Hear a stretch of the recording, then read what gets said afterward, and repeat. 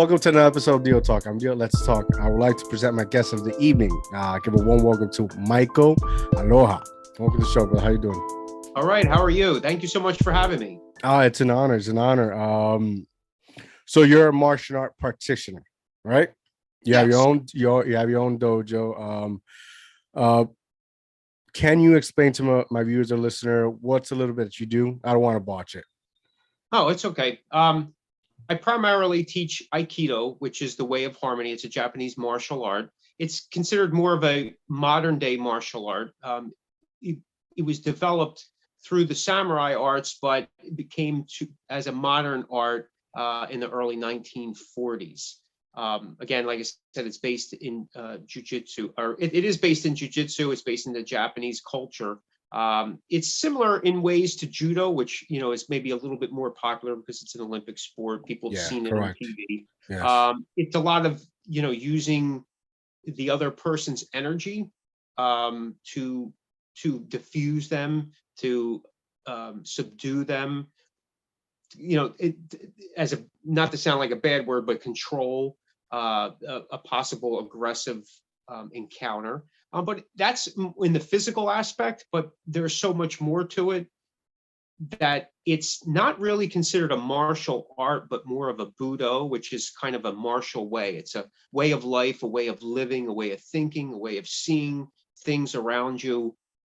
So it's like a spiritual development, a character development. It's an individual development. So what the path is for one person is not necessarily the path for another person. I often say to the people that I work with in our school is that the Aiki is kind of already been written in a sense because it's been handed down from the founder. The Do, the way, is an individual thing. It's up to us. How are we going to translate that? What path are we going to walk? Okay. Right? Wow. Yeah. So, and I think that's where a lot of my study has gotten, especially over the last 20 some years, focusing more on achieving that Budo life. And it's an everyday process, right? Budo means martial, which a lot of people then relate to like war and battle and fighting and stuff.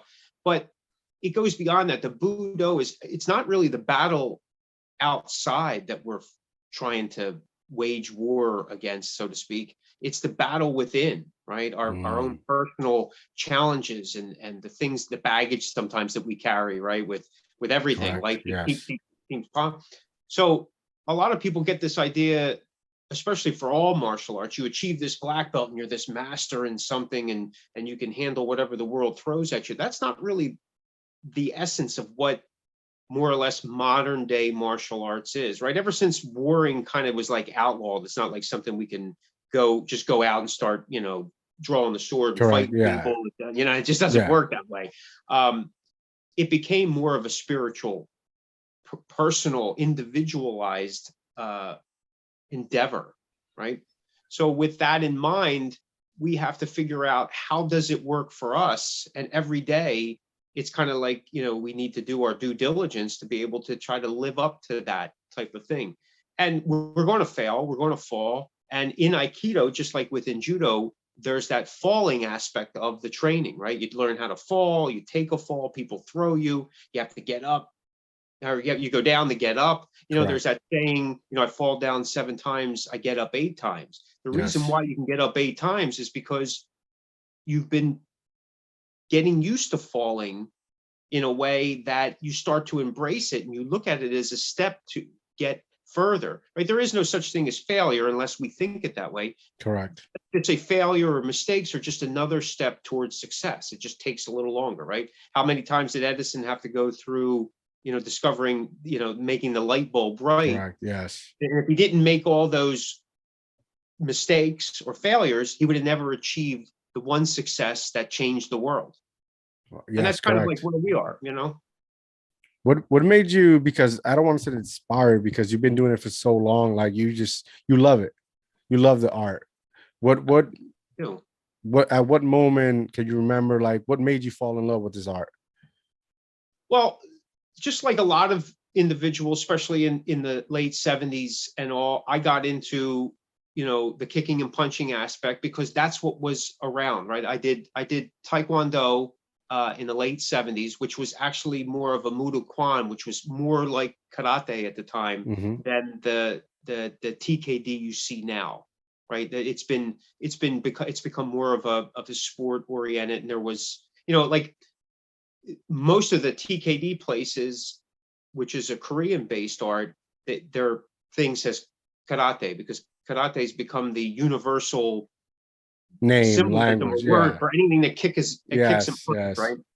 So there was a lot of carryover from, the karate into the Mudo Kwan style of TKD that I trained back then. And it just kind of, evolved into, the ninja aspect became popular in the 80s. And as a young person, you were drawn to that. And I had friends that had studied in that, and I was learning from them and doing my thing. And I did boxing. My father boxed in the military, so Cool. Nice. he was trying to teach me to box. I never really I'm a small person, so boxing was, I had a short reach, and I was getting pummeled all the time. I stopped a lot of blows with my face as a young person. So, it's just, that aggressiveness never seemed to be in my nature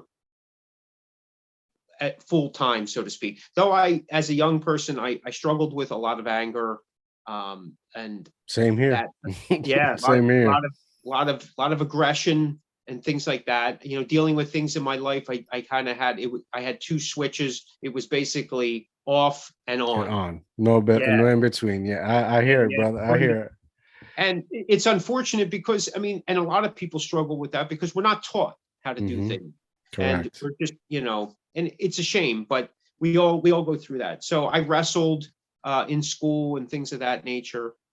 And I went back to Taekwondo and karate because that's what I knew. But then I found judo, and I was like, I want to learn how to fall. There was something about the falling aspect that just drew me. So I started judo, I started training judo, and I took to it like a sponge. And it was actually through my karate training that I was formally introduced to Aikido. I became aware of Aikido in the late 80s, like a lot of people during Steven Seagal's heyday. What, this is amazing stuff. And there really wasn't any place close to where I was living unless I had to go to the city, and that was just a bit too far. And I came from a family of not the greatest means at the time, so it wasn't something that was going to be real easy for me to do or get to. So, it was on the back burner. It was always in my head. Hey, someday I think I'm going to get to this. Maybe I'm not there yet, but I'm going to do it. And it was through my judo training that led me further into getting into Aikido. Again, like I said, my first formal introduction was from my karate instructor. I was like, wow, this, I learned the wrist lock and some other things, because he would call them, he had picked it up somewhere along the line. He called it, these are Aikido moves. And it was, wow, this is really cool. It's like I'm Steven Seagal type of thing, not knowing. Again, it was a lot of surface stuff. But I remember when all of a sudden I seen it advertised back on the old cable stations. They used to have those information channels, and I just was passing by it, and I remember seeing it, and I had to sit there for 15 minutes to wait till the ad came back. I seen it, wrote down the number, I called it the next day, I was there the next week, and I just fell in love with it immediately. And what was amazing to me was, at first, again, you're taken by the physical aspect, because that's how we quickly relate when we see it. So I was amazed at, again, people moving around like if they were just floating and then being thrown and get back up. I was always intrigued by the guy that was being thrown and fell, more so than the person that was throwing. It's like, okay, that's one thing, but look at that guy. He's flying in the air. He's hitting hard and he's getting back up. That's, to me, that's mind, body, spirit connection. There's such a brain to it.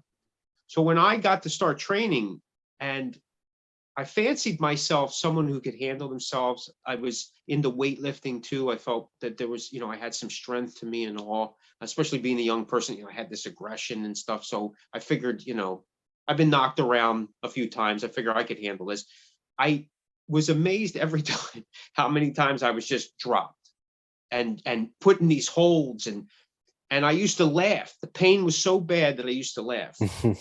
You do Brazilian Jiu-Jitsu, yes? Correct. Yes. Yeah, Yes. so you know what I'm talking about. Like Yes. sometimes One hundred you're doing percent. one thing and all of a sudden it's like, how did I get here? And this is like, how did they Yes. do that? It's amazing.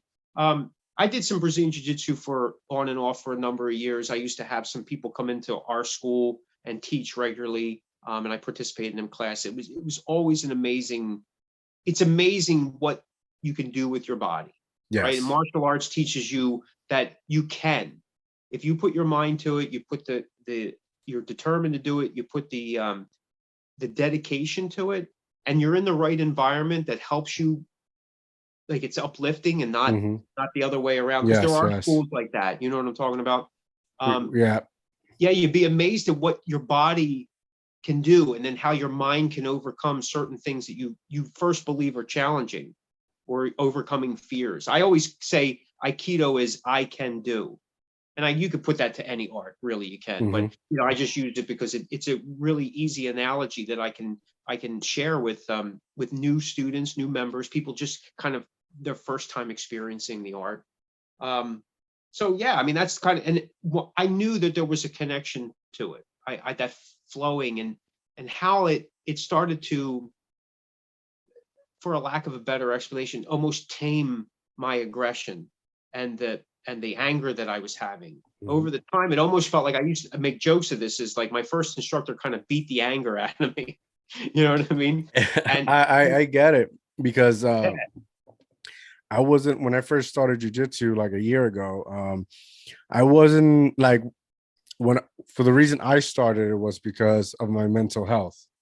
sure. Um, and when I first started, I had all this aggression for years, right? Just pent up in one body, and through time, it's just like, because when you're new at something, you don't know. It was constantly a struggle, and like it's almost like it's beating you down. It's beating you down, but for me, it was beating me down, but like giving me sense to use my head, Right. right? Because sometimes when we're angry, so emotional, our mind gets cloudy.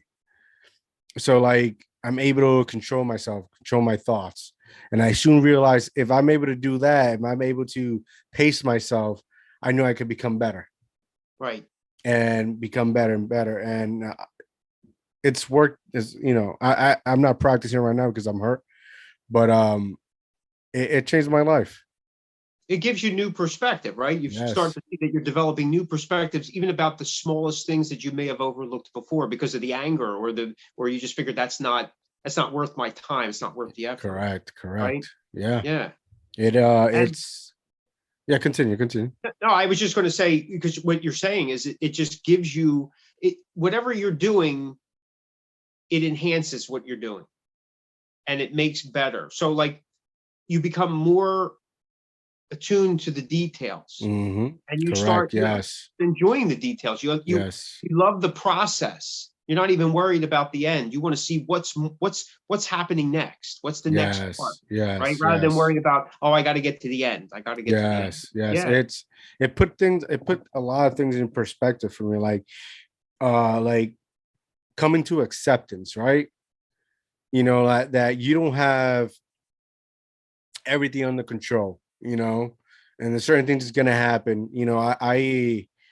I tell people all the time, like a bad day in jujitsu is a good day outside. It's Right. just it for some reason it makes me a better person, right?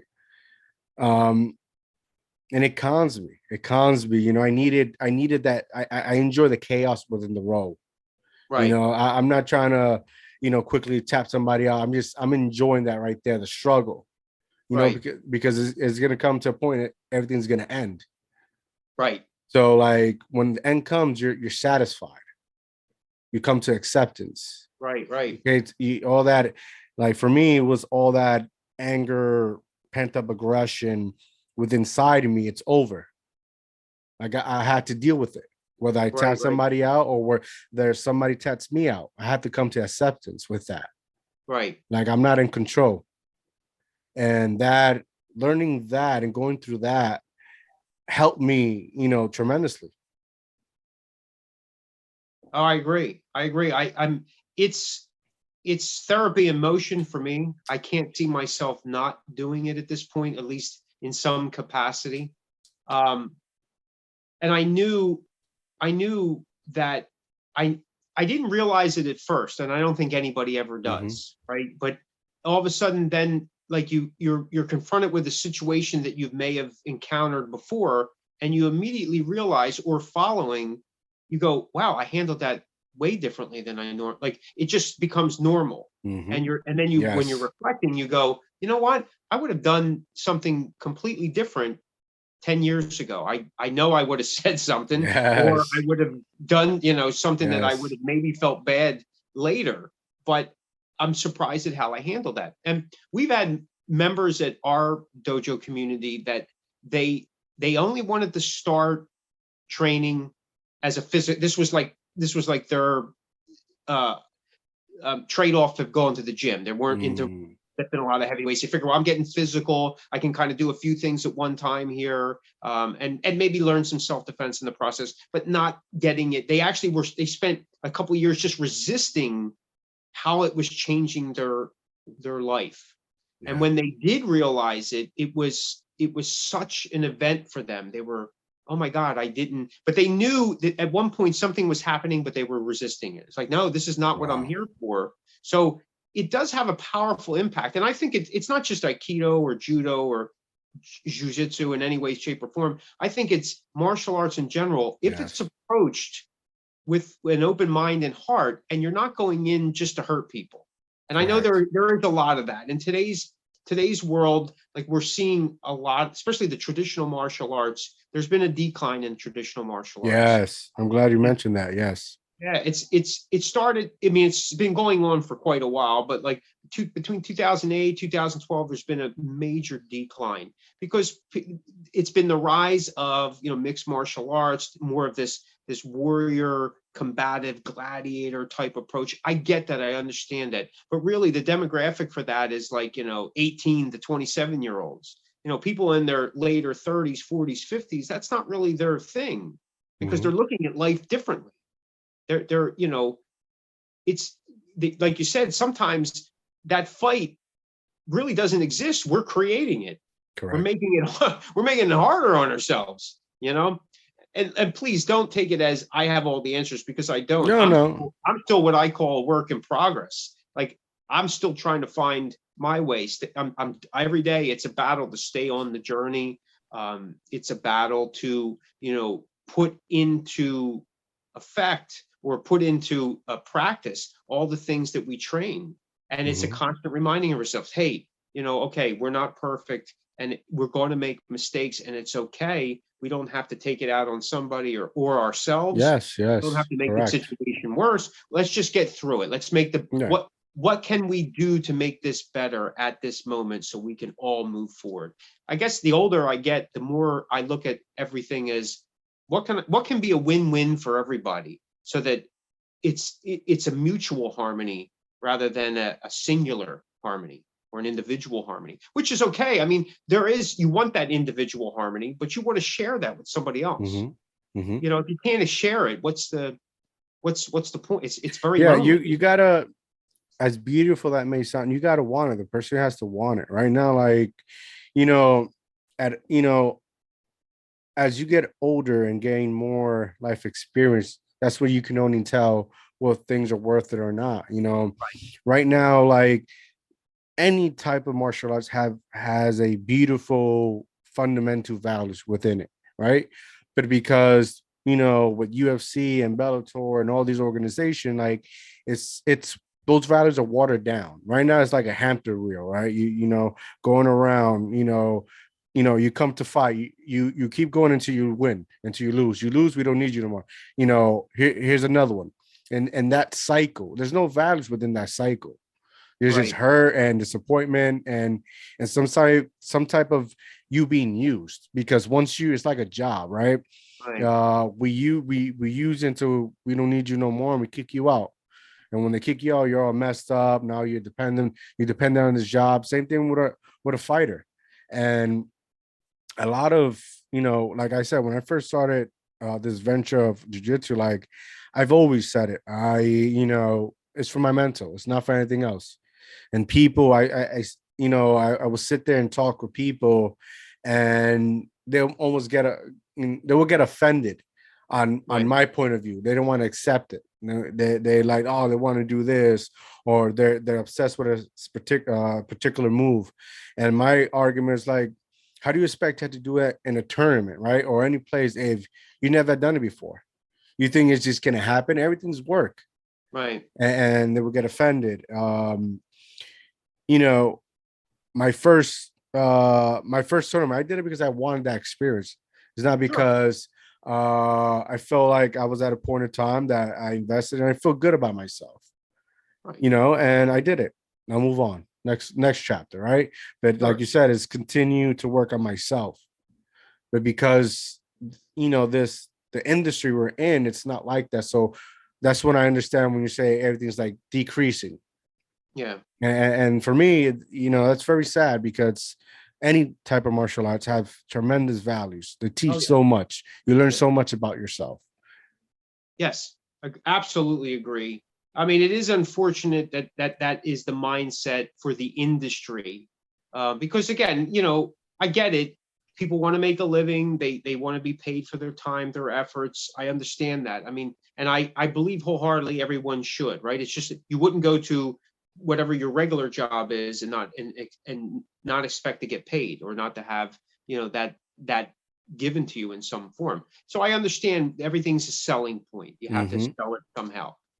But what, like you're saying, what the martial arts are, since we're not in a warring world, we are, you know what I mean? That's Mm-hmm. still happening. But for most people, we can go outside, we can walk to our mailbox, we can take a walk around the block, we can come home, and we can enjoy some of the fine basic things in life. But people are, even though there's that, we're not in that same worrying where, like, we don't have to shut in at night, we don't have to worry about neighbors, I guess, depending on where you're at, of course, but Yeah. coming into our house, you know what I'm trying to say. Yeah. But there's still the people are still struggling with, like, mind issues and heart issues, and we all are, right? Because we all still experience loss, just a loss Correct. of Yes.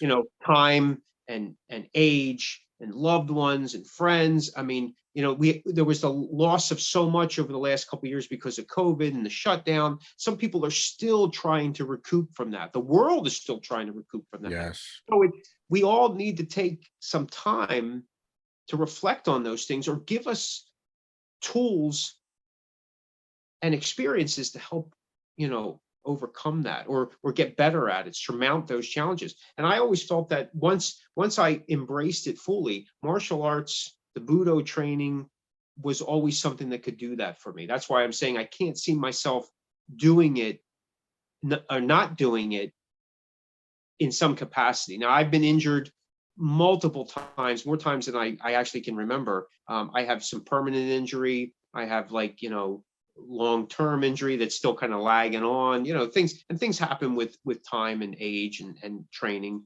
But you learn to work around that, right? It's like you were saying, that new perspective. And every time you start rolling with somebody, you're learning, like, okay, you want to do that move, but it's different with your partner A, different with partner B. So I got to Correct. learn a different way to get in there and do something to get that lock or whatever that you're doing. And that's exciting. That's that process I was talking about earlier, that's what's exciting more than just the end. Because, like you said, in the end, it's over. Then you got Correct. to start something new. So if you can keep that journey going, I think there's so much that can be achieved. Like, a better understanding of yourself helps you better understand other people. I know that sounds like a fantastic brochure, and it's like, oh man, it's like you're hitting all the points, but you really do start taking that as Bible truth, so to say, because you're experiencing it all the time. Like, you're seeing how people come in brand new to the art, and in 6 months they're different people. They may be more confident, where early on they said, oh, I'm not sure I can do that, I don't think I can do it, and then they're doing it, and they're doing so much more, because we're capable of doing more than we allow ourselves sometimes the opportunity to do. And Correct. it's just an amazing it's just an amazing thing to me. No, it is. It So is. that, you know, I've created a Buddha life for myself. I mean, I'm not a monk and a, you know, I have a job and I'm out and about and I enjoy life as much as I can, but I've incorporated that into how I raised my family. And it's become normal to them. It's normal aspects. And it wasn't always easy, you know, especially when my kids were growing up, you know, preteen, early teen. They're like, you know, what is, I don't understand. Like, what, On you know, fire. Yeah, on yeah, fire. you know what I mean? But I think that it teaches, like you said, a perspective, a self-awareness in a way to say, hey, maybe I shouldn't be acting this way.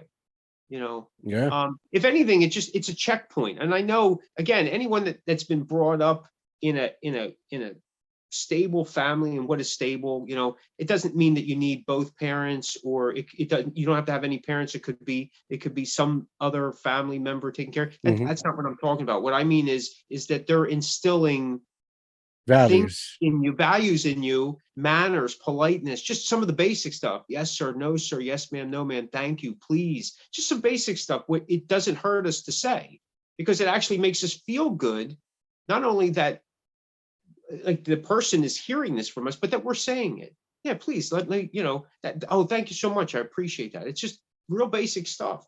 And if you, even if you don't feel it in the beginning, you start to feel it the more you say it, because you learn this gratitude, right? You Yes. start learning gratitude about everything. And again, that's part of that perspective change. And again, not always easy. Oh man, No. not in this world. No. No. No. No. I agree with you 100%. Um, what are some of your injuries that you obtained throughout the years? Like right now, I tore my ACL. Yeah, Uh, I tore both my ACL. wow. No surgery? I didn't have the repair done. What I had was, well, originally my first knee that went out, I did that in a judo tournament. My knee was taken out, and they said, "Oh, you'll be all right." Like, you know, back in the '70s, a lot It of was, football players yeah, never got yeah. it done. So I was like, "All right." I wasn't really keen on surgery anyway. However, I never got rid of the pain, and then about 2 years after the tear, I was doing a high break fall. I came down and slammed, and my knee totally went out, and Wow. the pain was unbelievable. I held off for about a month, but then I went in, had to get my knee scoped. They didn't find out until they got in there that my kneecap had twisted and flipped. That was Wow. pain. So they scoped it, cleaned it out, fixed the kneecap, but I still didn't get the repair done. Unfortunately, then it was like a 2-year recovery, and I just couldn't afford to do 2 years off my feet and not being able to work and all that kind of stuff. So I persevered through, but I still have pain to this day in that knee, and unfortunately, I'm at a point where it's kind of like bone to bone. But again, it's one of my challenges. How do I go about doing the best I can and still deal with that? The other knee, I got blown out in a Brazilian Jiu Jitsu round robin. Unfortunately, I've torn my shoulder. I've had my wrist broken. I've had both elbows kind of shredded. I have damage in my neck, Oh some man. ankle. Yeah, I mean, it's been a lot. My back has been, but it's no different. People go, oh, well, then why do you keep doing it? No, well, it's no different than a football player. The only difference is I don't get paid millions of dollars. I make the choice, right? Yes, yes. Professional athlete, or a wrestler or a boxer, you know what I mean? And I figured, well, this is just, what's the alternative? To do nothing? I could still, if I didn't do anything, I think I'd still be a middle-aged man, very angry, just not strong enough to go out and start going fisticuffs with people. So what Yes, would I be yes. doing? And I may have gotten into other vices that weren't as healthy for me. So the trade-off, yeah, I'm in a little bit of pain. Maybe I'm banged up a little more. Like what did Indiana Jones said? It's not the years, it's the mileage. It's kind Yes. of where it's at, right? Yeah. So but the trade-off is I'm not addicted to anything bad. I'm not in jail, and I'm still alive, thank God. I'm into that. Hey, I'm into that. Yeah, I'm debating. I don't really, it's a year's a long year, man. It's long. Um, and I don't know. It's a long year. That's all I'm saying. It's a I lot, got and I don't think I'm not in a predicament to take a year off. I'm still on my peak, on my grind. good. Things are still in development, and yeah, I think I'm just gonna ride it through. Yeah, there's, it's great that you say that, because I was going to say, it's like once you find that wave Mhm. that's working for you, you just ride that wave into the shore until you feel it can't take you any further, or you have Mhm. to go look for another wave, right? That's what surfers do. Yeah. They find that wave, they take it. Maybe it didn't go as smooth as they did, or maybe it wasn't as long, or maybe that wasn't the wave that they were looking for. They go back out and they do it again, and they go back out. And what are they doing each time? I was actually just down the shore, what we call the shore over here on the East Coast, and I was watching the surfers, and the first thing I said is, wow, with my knees, I definitely can't do that. But I'm watching them, and they come in, they go out, they come in, they go out. And though they keep searching for that perfect wave, everything in between, that's the process. They're learning how to fight the current, how to blend with the current, how to flow with the current, how to stay as balanced as they possibly can, how to take a better fall when they get wiped out, or the more elegant. It's just amazing. I was like, wow, this is incredible what they're doing. And I don't even know if they realize it. I mean, Mhm. maybe they do. I mean, these are really skilled people. This is, there's no fear. It's not about not doing it. It's like, well, why wouldn't I do it? Yeah. Right. And unfortunately, a lot of what we hear today are reasons why we shouldn't do things. But you seldomly ever hear long lists of, this is why you should do it. It's why you shouldn't Yeah. use this, or Yeah. why you shouldn't touch this, or don't buy this car for these 10 reasons. But how about 10 reasons why I should do this? Give me Correct. give me two good reasons. Give me one, right? Correct. It could Correct. change my life for the better. Correct. I just, I was saying, I explained this to, like, on Instagram. I made a post and I explained it to my wife. Like, it's like I said, it's a bad day in jiu-jitsu is a good day outside.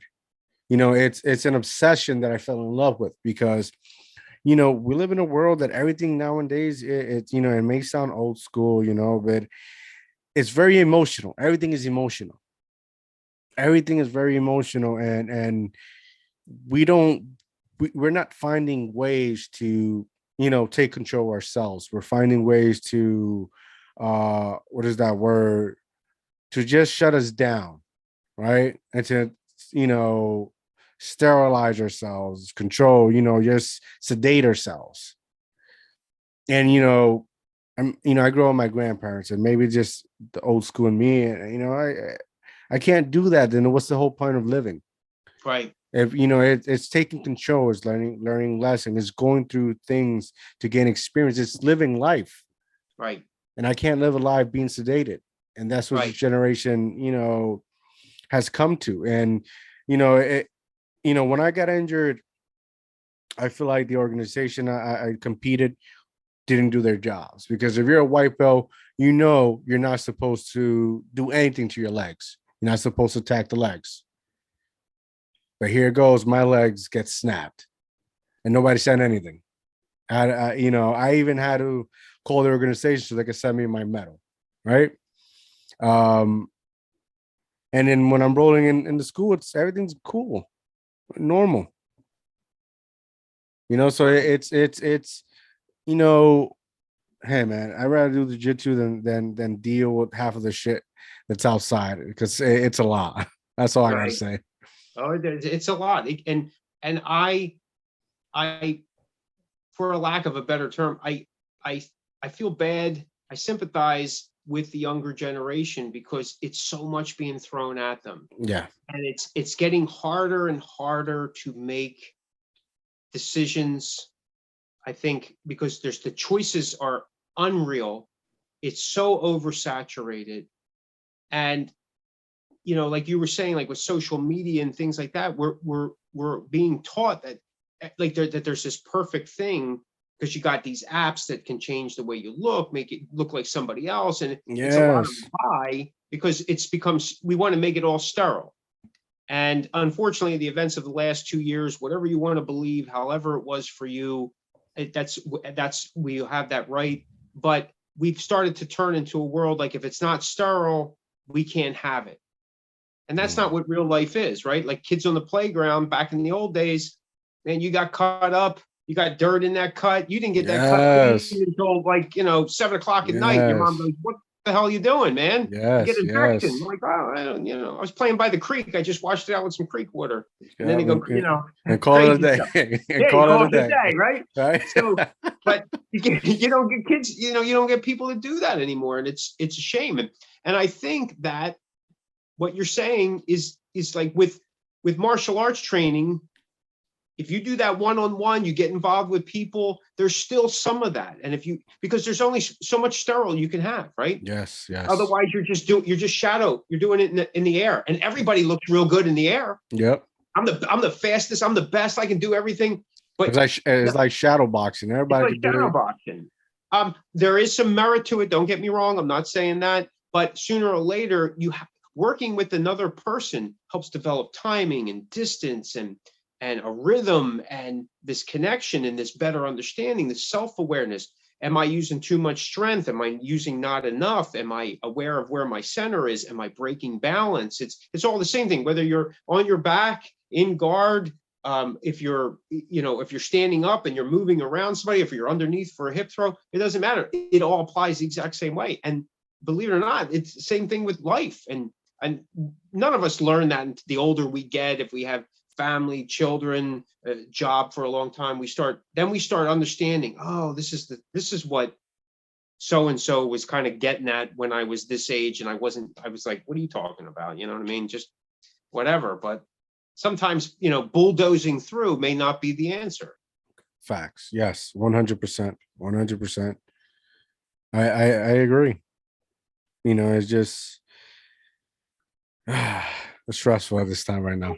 Right now with your injury, you're not doing any training. Is there anything you can do? Well, my knee, so no ACL, right? But it still aches and it's still swelling a little bit. So physical therapy, it would have probably been, I probably got it. It would have, I can't even talk. It probably would have gotten healed quicker if after the tournament I didn't go and start to roll. I did the same thing. Because like I listen, I felt it pop like 4 times, boom, boom, boom. And it wasn't a macho man thing. I finished the match, I told my wife, I paid $75 for this shit. Like, I'm getting my money's worth, win or lose, right?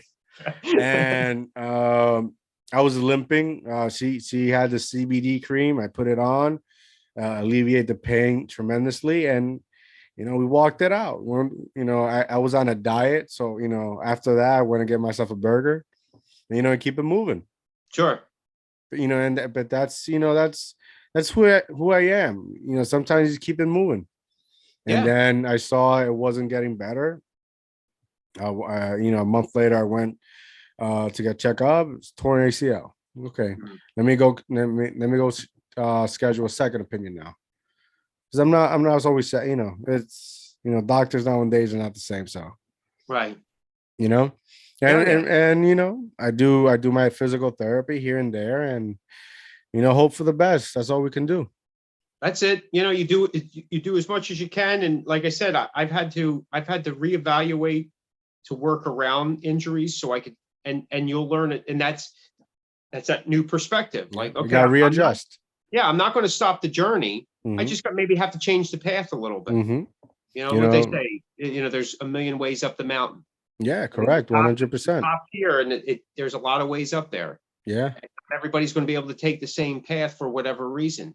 And it's, you just, I usually tell people, look, it doesn't matter if you're first or last or in the middle. You just don't want to ring the bell to quit.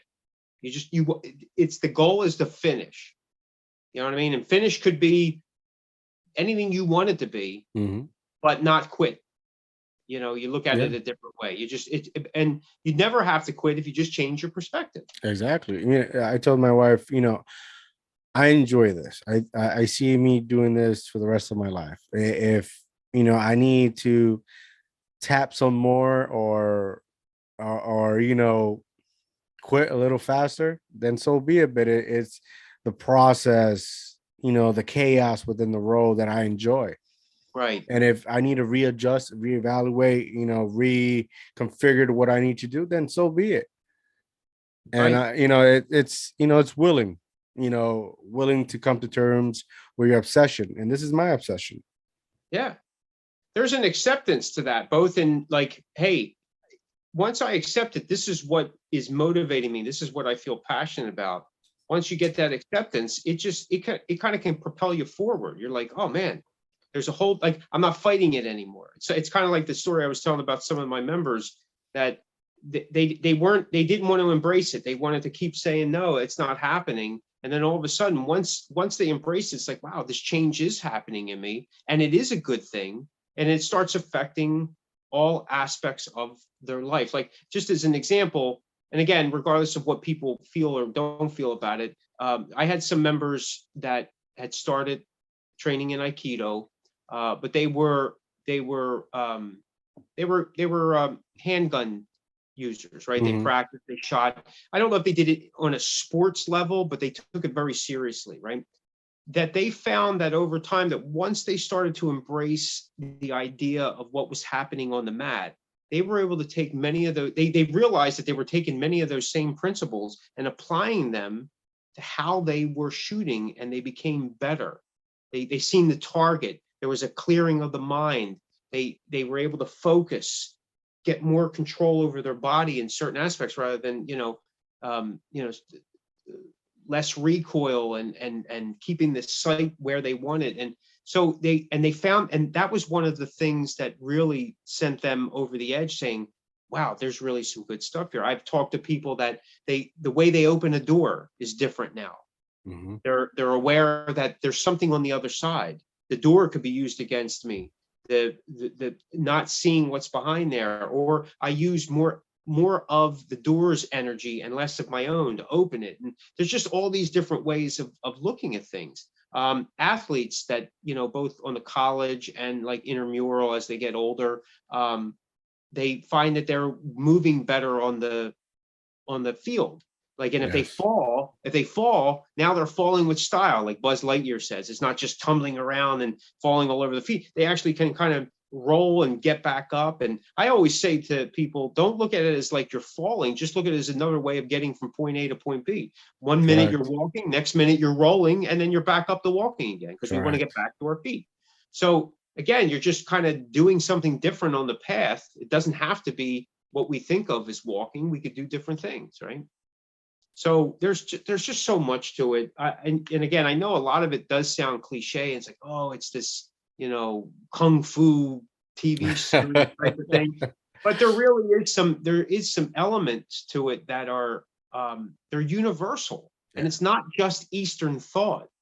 I mean, there's plenty of Western movements that parallel this, whether you'll find this in different religions, Christianity and the like. They have some of these same aspects about acceptance, overcoming things by looking inward rather than always looking outward and Yes. pointing the finger, which we're in a society that loves to do that. But one of the Japanese philosophies is when there's an issue, it's usually presented to the group, and then the group says to themselves, each person individually, what am I doing that's directed towards me? Now, how can I improve this? Because if I improve myself, I improve the group. Mm. And then the big, so it's like it's that ripple effect. Like, you cast the pebble into the stone and it creates ripples, right? um Aikido, we always talk about Aikido is the stone and we're the ripples. And one ripple affects another ripple. That's community, isn't it? We build a Yes. better individual to build a better community. I know Yes. that sounds like a real good slogan, but it's a tough sell to Yeah. people because everybody thinks that the individual, only the individual. But I think that's kind of the state of the world right now, unfortunately. But if we think more on a community aspect, I think we would present ourselves as the individual in a better light, because it's not about just me, it's about the other people. And you have a family, you have wife, right? You have Yes. children, and Yes. you don't think just solely yourself. Correct. You can't, right? Correct. It would be a disservice, disrespectful. Why would you even bother having a family if you're only going to think only of yourself? That means you would Yes. never take into consideration their feelings, their time, anything like that, right? So I think that's what we need to do too with society, with the community. It doesn't have to be, well, oh man, like, because there's a war going on in the Ukraine, what can I do to change that? Well, that may be very difficult to do, right? Think about the grand scheme of it. Well, what can I do?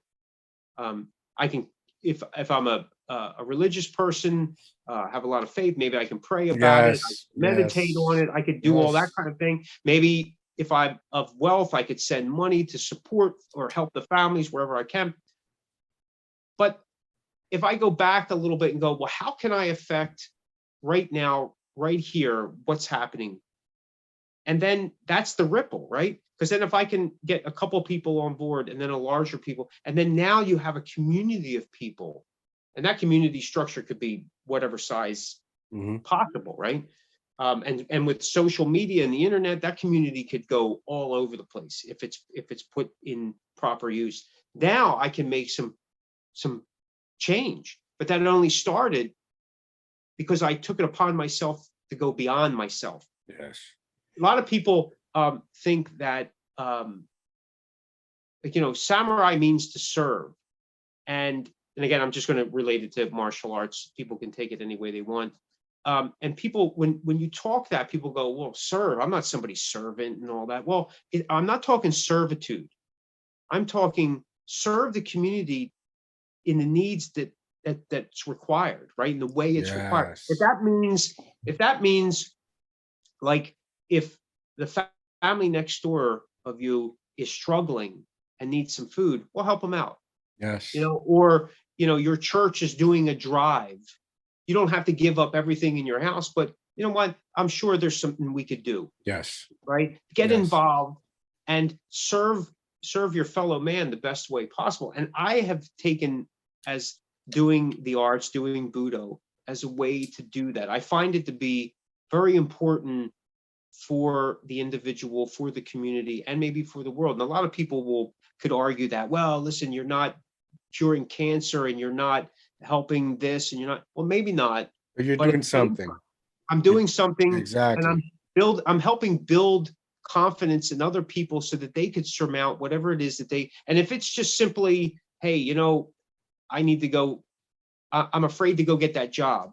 And then after a while, they're able to get that job, or, whatever it is. I don't know. Like a lot of times we do a lot of break falls, and they're high break falls and they're medium and low break falls. And that's frightening to people. It could be daunting. I remember when I was coming up and had to take a high break fall, I'm like, I'm not sure I can, but once you're able to break it down for people and go, hey, you could do it this way. We start this way. We start from the ground up and we start getting, and then all of a sudden they surprise themselves and they do it. Well, that's the confidence they need. And sometimes they'll go, if I can do that, I can do this. Yes. And if I can do that, I can do something else. And it's just a matter of building. And I think martial arts are just another building block for things to help make life better. Now, are they for everybody? No. We usually say Aikido's for everyone, but everyone isn't for Aikido. It has to be something like you said, you have to want to do it. Yes. You want to make those changes. You have to embrace it. And it's not for everybody. And it may not be for you right now. And it could be for you later. It all depends. But what I think is most important is that people need to find that, whatever it is. It could be flower arrangement. It could be cooking. It could be gardening. It could be writing, painting. It doesn't matter. It doesn't have to be martial arts, but because all of it could be looked at as some form of Budo. Yes. Right. Some form of therapy. Some form of therapy. Right. Now, you wrote a book, right? That when was it published? I wrote How Aikido Can Change the World. It was published in 2009. What it really turned out to be was my philosophy on what Aikido has done for me. Right. I wanted to share that with people because I felt that I made such a drastic change because I was so aggressive. I was so angry. I was brooding. I mean, it was just like, it wasn't pleasant necessarily for me even to be around myself sometimes. And but though underneath it all, I felt like I had so much I could give, and I wanted to be that giving person. And I felt like, I wanted to love people and things and enjoy it more. And then, and experience that like so many other people were. And I was just like, unless I get over this anger, I don't know if I'm going to be able to do it, because there was baggage I was holding on to since childhood that I just, sometimes you don't realize that you still have you still have it in tow. And I do think that you always kind of have it, but it's a matter of how you deal with it and how much of it do you want to carry that day. Right? Correct. You know what I mean? Today I'm just taking a small backpack. Tomorrow, man, I may be taking a 5-piece luggage. I don't know. You don't know. But the book is my experiences and my journey, but then I make it in a way that it relates to the training. Here's some of the philosophy of what you're taught, but then what does that mean in an everyday aspect? It's not a techniques book like, hey, do this and then do this and do that. It touches upon some things, but not, again, it's more of a philosophical book about my personal journey. And I truly believe that Aikido could change the world, but you could take Aikido out and put how flower arrangement can change the world, how cooking can change the world, how podcasting can change the world, because it can, because you do it one person at a time. Correct. And it starts with you. Yes, 100%. That's beautiful. Man, that's inspiring. I'm happy you were able to find this, because I'm just hearing you talk, I hear a lot of similarities from myself. Anger that I didn't know I had, anger that I would use that survivor kit. That's what made me push forward in life, that anger. But at some point, like, it's not working. Yeah, you get tired. It exhausts you. Because I would tell my wife, it's like, when I was younger, I used to use that anger and it would just push me forward. It was that, not to use bad language, but it was like, F you, I'm doing it. Yeah. And it worked to some degree, right? But I would be exhausted mentally, physically, spiritually. It would just be like, I was just emotionally drained. And it would take, when you're younger, you can kind of snap back. But as I was getting older, I was like, man, the recovery time here is taking a little bit more, right? And the downside is I was burning bridges, and not only burning bridges, but I would like bridge over River Kwa. I was blowing up both sides. So there was no way that they were going to create a new foundation. I was doing this repeatedly, not realizing it, because I kept going, I'm plugging through, F you, boom, boom, boom. And I'm like, this is not healthy for anyone. And then I realized, like, I can't be this way and raise a family. I can't be this way and to be a better business person, a better human being, a better husband, a better father, a better son, a better brother, the whole thing. I was like, I can't be this way. Yeah. And that's me. That's why another reason I joined Jiu Jitsu. My son, he's autistic. He's 5. He's nonverbal. Like, you got to be patient right. and be persistent. And, I needed to do better. I wanted to do better. Because I don't know about you, but like, I'm a person, I have to call myself out. I gotta stare myself down the mirror. I gotta realize that something's not working, and it could be me. Right. And once I'm able to realize that, all right, where we need to go, how we're gonna work this, what do I need to do, and a lot of people, when I first joined martial arts, like, a lot of people looked at me, I was crazy. But I have no complaints, even though it's the road is hectic. But hey man, that's No complaints. No complaints. It is what it is, and I'm a little bit better each and every day. Right? You're absolutely right. You have to, if you're not honest with yourself, if you can't be honest with yourself, you can't be honest with anything else, right? And I remember saying to myself at one point, why is this crap happening all the time? And then went off in my mind, they go, well, you're the constant in all this. You are the constant every single time. So, hey, bud, wake up. If you're the constant and it's happening everywhere, we got to start here. This is exactly where to start. You're just avoiding it. Yes. So like you said, you call yourself out. I've made it a point over the past 20 years or so to go, hey, listen, you know what? Let's bring it back to me. What am I doing? It's kind of like, again, when you're struggling with technique or you're not getting it, what do? You go back to basics and you go, you know what? I'm just going to I'm going to go back, start all over again. And there's a lot of people that won't do that. They're like, oh man, I'm not a beginner anymore. I used to hear people say that. Oh, why aren't you in class? Well, I'm not a beginner anymore. What do you mean? We're always beginners. Every day we're beginning again. We get to start again. That's the name of my dojo is Asahikan Dojo, right? Asahi is the morning rising sun. And the reason for that is that every day we have the opportunity to start all over again fresh if we choose to. And that means, and I'm not saying, it doesn't wipe away the past, but it does give you a new point of reference if you're trying to move forward. I was in California and, we're driving and we were given directions and I go, I go straight here. They go, no, you never go straight in California. It's always forward. Always forward. Don't go straight because it means something different. I'm not exactly sure. I didn't get clear on that. But then it hit me. It's like, wow, that's just a good analogy. Forward. Always move forward. Don't think about it as like straight from here to there. It's just forward is the way to go. Wow. Shit, I'm going to use that for me. Yeah. Do it. Do it. Michael, it's been an honor talking to you, man. We could sit here and talk for days. Thank you, sir. Thank you. Thank you, man. It's an honor. That's the only thing I can say is an honor. Thank you. It's an honor for me to be on. Thank you so much for asking me. This was such a great time. I appreciate talking. It was fun.